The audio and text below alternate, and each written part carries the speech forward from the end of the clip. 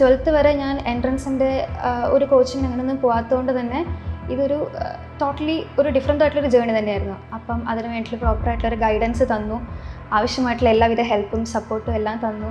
അങ്ങനെ ഇതിൻ്റെ ഒരു ഹെൽപ്പ് ചെയ്തിട്ടുണ്ട്. ഈ ഒരു വർഷത്തിനിടയ്ക്ക് എനിക്ക് തോന്നുന്ന ഒരു അവധി കിട്ടുമ്പോൾ ഒരു 2-3 ദിവസം കഴിയുമ്പോൾ ഞാൻ പോകും, അവിടെ ഒന്നും പഠിക്കാൻ പറ്റത്തില്ല, അവിടെയാണ് സുഖം, അവിടെ എല്ലാവരും ഒരു കമ്പനിയായി, അവരെല്ലാവരും ഒരു ഫാമിലിയായി. അപ്പോൾ അതുകൊണ്ട് ഈ ഒരു വർഷത്തിനിടയ്ക്ക് ഒരു 2-3 അല്ലെ കൂടി വന്നപ്പോൾ 5 ദിവസം അതിൽ കൂടുതൽ ഇവിടെ നിന്നിട്ടില്ല. ഇത്രയും കുട്ടികൾക്ക് MBBS സീറ്റ് മേടിക്കുന്നു, ഗവൺമെൻറ് സീറ്റ് മേടിച്ചു കൊടുക്കുന്ന ഒരു സ്ഥാപനം ബ്രില്യൻ്റ് ഇല്ലാതെ ആരോ ഉള്ളത്. അത് തമിഴ്നാട്ടിൽ നിന്ന് തൊട്ട് എല്ലാവരും കൂടെ ഒന്ന് പഠിക്കുക. എക്സാം കഴിഞ്ഞ് മാർക്കൊക്കെ കൂട്ടി നോക്കിയപ്പം ഭയങ്കര ടെൻഷനായിരുന്നു. അത് കഴിഞ്ഞപ്പോൾ തന്നെ ടീച്ചേഴ്സിനൊക്കെ വിളിച്ചു. അപ്പോൾ അവരൊന്ന് കംഫോർട്ട് ചെയ്തു. ക്ലാസ് ടീച്ചറാണെങ്കിലും സാറ് പറഞ്ഞു നല്ല മാർക്കാണെന്നൊക്കെ പറഞ്ഞു. അപ്പോഴും ഓക്കെ അല്ലായിരുന്നു. എന്നാലും കുറച്ച് കഴിഞ്ഞപ്പോഴത്തേക്കും ഈ ഒരു 200 താഴെ റാങ്കിൽ നിന്ന ആൾ ക്രമേണ റാങ്ക് ഒരു 1000-1500 പോകാൻ തുടങ്ങി. അപ്പോൾ നമുക്ക് ടെൻഷനായി. നമ്മൾ സാധാ കൃഷിയൊക്കെ ആയിട്ട് നടക്കുന്ന ആളല്ലേ, അപ്പോൾ ഈ റാങ്ക് താഴ്ത്തു പോയപ്പോൾ നമുക്ക് ടെൻഷൻ ആവാൻ തുടങ്ങി. ബ്രില്യൻ്റ് ആണ് ഇവർക്ക് കഴിഞ്ഞ വർഷം ഇവിടെ ഫ്രീ ആയിട്ട് പഠിപ്പിക്കുകയത്. എന്നെപ്പോലെ ഒരു സാധാരണക്കാരൻ ഒരു പൈസ പോലും മേടിക്കാതെ ഫ്രീ ആയിട്ടാണ് ആ ഇൻസ്റ്റിറ്റ്യൂട്ട് പഠിപ്പിച്ചത്. സ്കോളർഷിപ്പ് ഉണ്ട്, ഒരു പൈസ പോലും എനിക്ക് കൊടുക്കുന്നില്ല.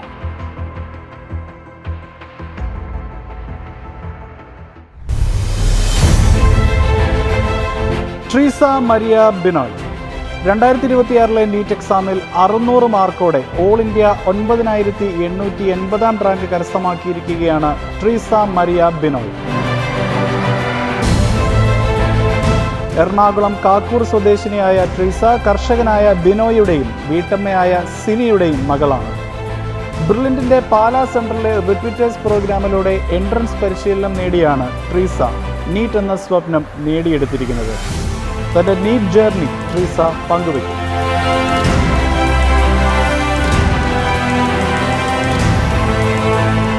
എല്ലാവർക്കും നമസ്കാരം. ഇന്ന് നമ്മൾ എത്തിയിരിക്കുന്നത് ബ്രില്യൻ സ്റ്റഡി സെൻറ്ററിലൂടെ കേരളത്തിലെ തന്നെ ഏറ്റവും മികച്ച ഒരു ഗവൺമെൻറ് മെഡിക്കൽ സീറ്റിൽ അഡ്മിഷൻ ഉറപ്പിച്ചിരിക്കുന്ന ട്രീസ മരിയ ബിനോയുടെ വീട്ടിലാണ്. അപ്പോൾ ട്രീസ, ആദ്യമേ തന്നെ കൺഗ്രാജുലേഷൻസ്. ഓക്കെ, അപ്പോൾ ചെറിയൊരു ഇൻട്രൊഡക്ഷൻ നമ്മുടെ പ്രേക്ഷകർക്ക് വേണ്ടി ഒന്ന് നൽകാമോ?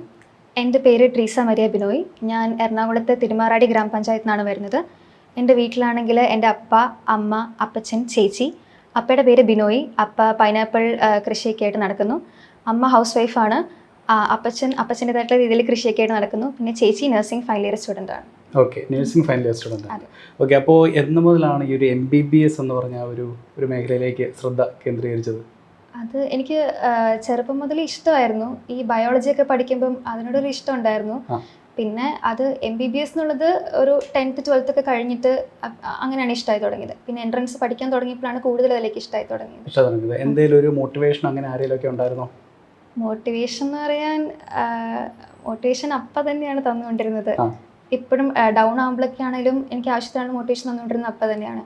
ഇപ്പോൾ ഹോസ്റ്റലിലായിരിക്കുമ്പോഴും ഡെയിലി വിളിക്കുമ്പോഴാണെങ്കിലും രാത്രിയിൽ വിളിക്കുമ്പോഴൊക്കെ ആണെങ്കിലും ഏറ്റവും കൂടുതൽ മോട്ടിവേഷൻ തന്നുകൊണ്ടിരുന്നത് അപ്പ തന്നെയാണ്.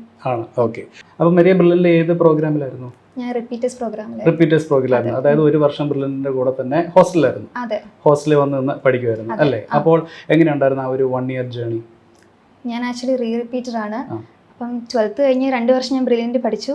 ജേർണി എന്ന് പറയുമ്പം നല്ലൊരു ജേർണി ആയിരുന്നു.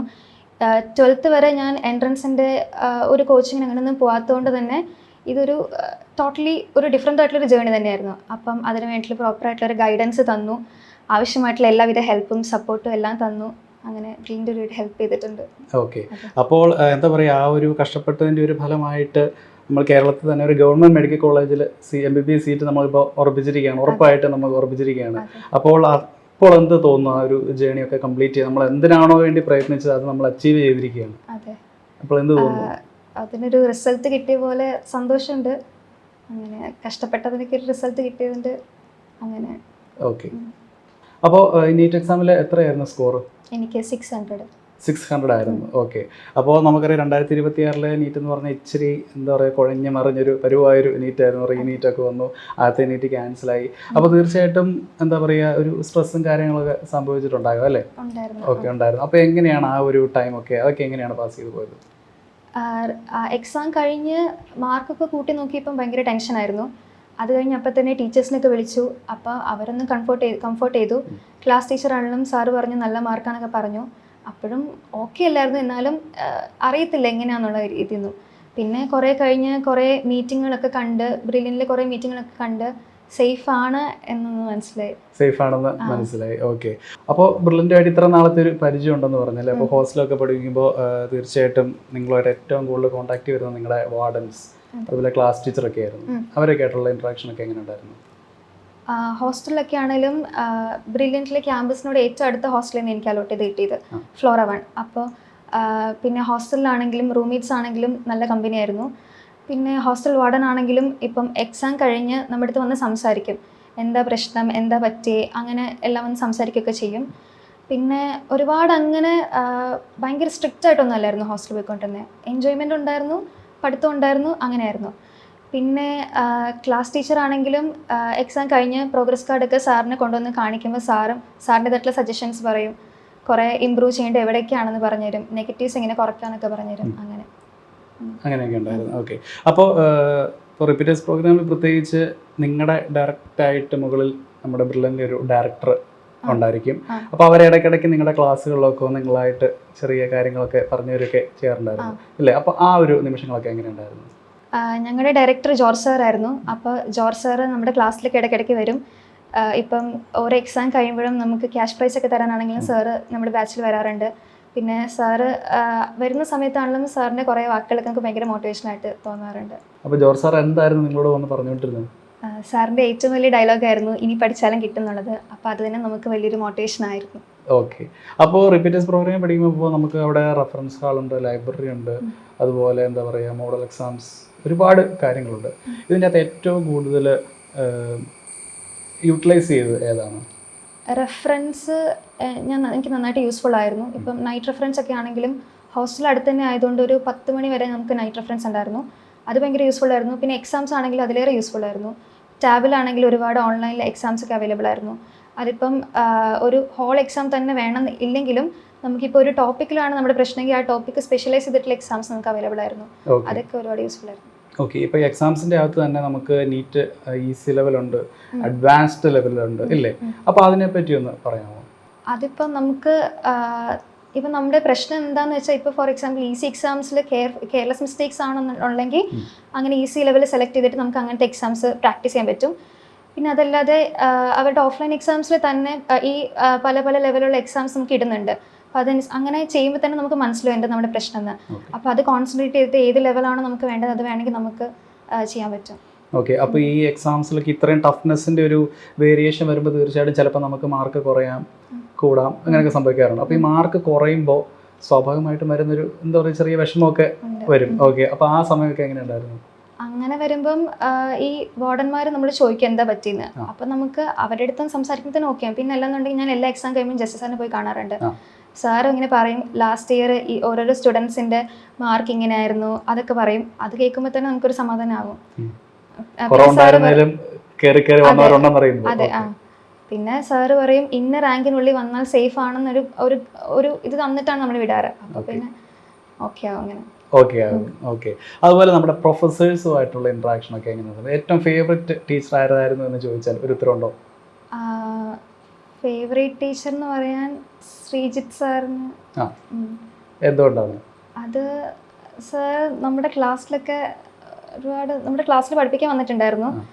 ഭയങ്കരമായിട്ട് ഇൻട്രാക്ട് ചെയ്തിട്ടൊക്കെയാണ് നമ്മുടെ അടുത്ത് പഠിപ്പിച്ചത്. പിന്നെ ആദ്യമേ സാർ വന്നപ്പോൾ നമ്മുടെ അടുത്ത് അത്ര കമ്പനി അല്ലായിരുന്നെങ്കിലും പിന്നെ സാറ് ഭയങ്കര നമ്മുടെ അടുത്ത് കമ്പനിയായി വന്നു.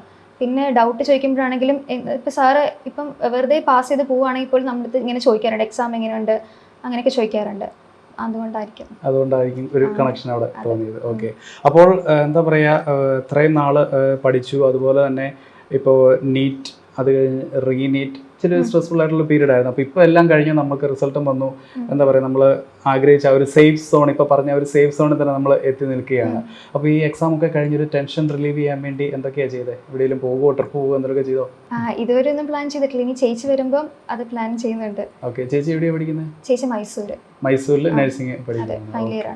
ഫൈനൽ ഇയർ ആണ്. ഓക്കെ. അപ്പോൾ ഈ ഡോക്ടർ ആവണം എന്നുള്ളൊരു ആഗ്രഹമൊക്കെ ഇങ്ങനെ പ്രകടിപ്പിച്ചപ്പോൾ ചേച്ചി എന്താ പറഞ്ഞത്? ചേച്ചി ആ ഒരു ഫീൽഡിലാണ്. ഓക്കെ. അപ്പോൾ ചേച്ചിയുടെ റെസ്പോൺസ് ഒക്കെ എങ്ങനെയായിരുന്നു? ചേച്ചിക്ക് സപ്പോർട്ട് തന്നെയായിരുന്നു. ഇപ്പം ഞാൻ ഫസ്റ്റത്തെ നീറ്റ് എഴുതി കിട്ടിയില്ല, അപ്പോഴും റീനീറ്റിന് പോയപ്പോഴും ചേച്ചി അങ്ങനെ നല്ല സപ്പോർട്ട് തന്നെയായിരുന്നു. നിനക്ക് പറ്റുന്ന പോലെ ചെയ്താൽ മതി, അങ്ങനെ ഒരുപാട് സ്ട്രെസ് ഔട്ട് ആവണ്ട അങ്ങനെയൊക്കെ പറഞ്ഞൊന്ന് കംഫോർട്ട് ചെയ്ത് ചേച്ചി ചെയ്തിരുന്നു. ഓക്കെ. അപ്പോൾ ട്രിസ മരിയയുടെ പേരൻസും അത് ഫാമിലിയും ഒക്കെ നമ്മളോടൊപ്പം ഈ ഒരു നിമിഷം നമ്മളോടൊപ്പം ചേരുന്നുണ്ട്. അപ്പോൾ ഇനി കുറച്ച് വിവരങ്ങൾ അവരോടും കൂടി ചോദിക്കാം.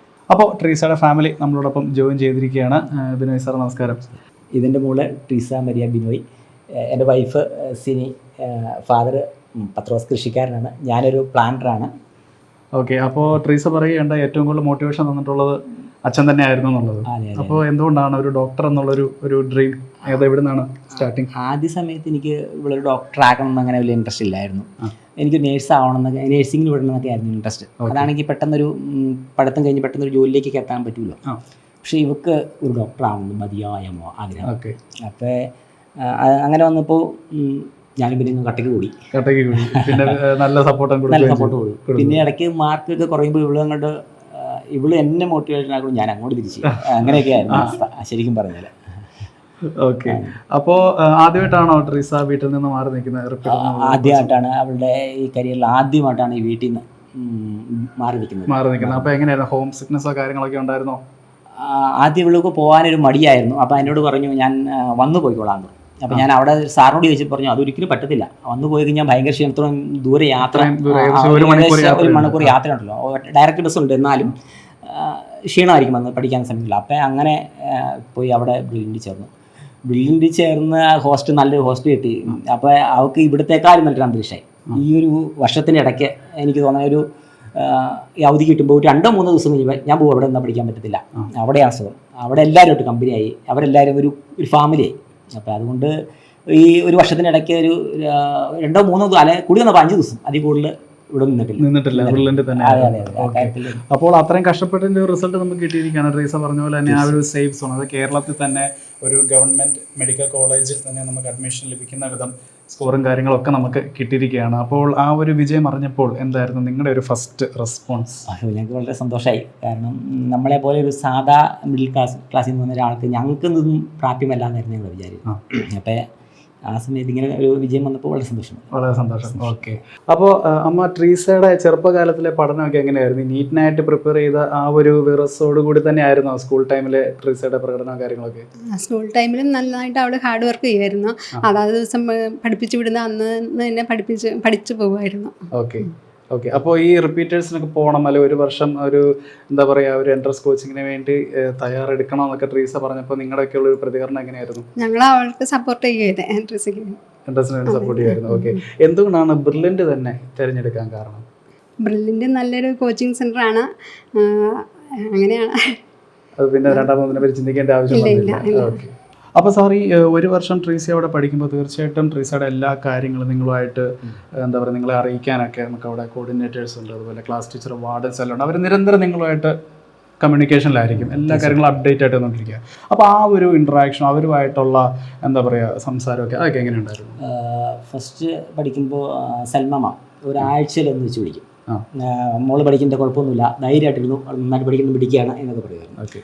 അതിന് ആ വർഷം നമുക്ക് അത്ര നല്ല സ്കോർ ചെയ്യാൻ പറ്റില്ല, ഏകദേശം 50,000 റാങ്ക് വന്നുള്ളൂ.